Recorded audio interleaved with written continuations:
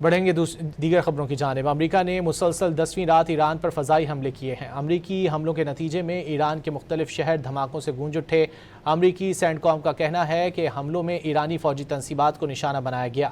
دوسری جانب امریکی حملوں کے جواب میں ایران نے کویت اور بحرین میں امریکی اڈوں اور عسکری تنصیبات پر حملے کیے ہیں۔ مشرق وسطیٰ میں جاری کشیدگی پر رپورٹ دیکھتے ہیں۔